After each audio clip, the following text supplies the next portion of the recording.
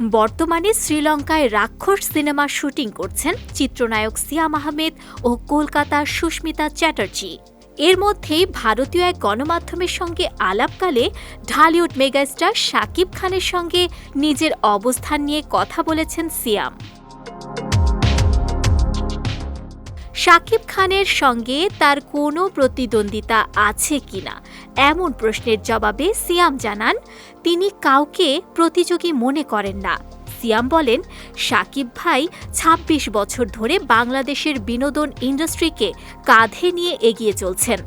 তার সমতুল্য হওয়া সহজ নয়, আমি সেই চেষ্টাও করি না। আমি শুধু নিজের কাজটুকু ঠিকঠাক করে যেতে চাই। ঈদে শাকিব খানের ছবির সঙ্গে নিজের ছবি মুক্তি পাওয়া প্রসঙ্গে এই অভিনেতা আরও বলেন, ঈদ আমাদের সবচেয়ে বড় উৎসব। এই সময়ে সবার সেরা কাজগুলোই মুক্তি পায়। শাকিব ভাইয়ের সঙ্গে আমার সিনেমাও জায়গা পায়, এটি আমার জন্য আনন্দের। আমার প্রতিদ্বন্দ্বিতা নিজের সঙ্গেই। দর্শক নতুন কাজ কতটা গ্রহণ করল বা আগের চেয়ে নিজেকে কতটা এগিয়ে নিতে পারলাম, এটাই চিন্তা।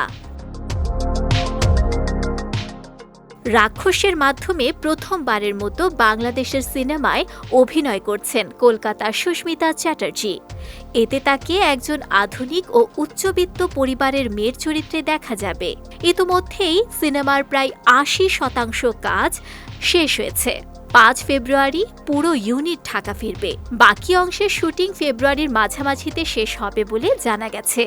সিনেমাটি ২০২৬-এর ঈদুল ফিতরে প্রেক্ষাগৃহে মুক্তি দেওয়ার লক্ষ্যে নির্মিত হচ্ছে।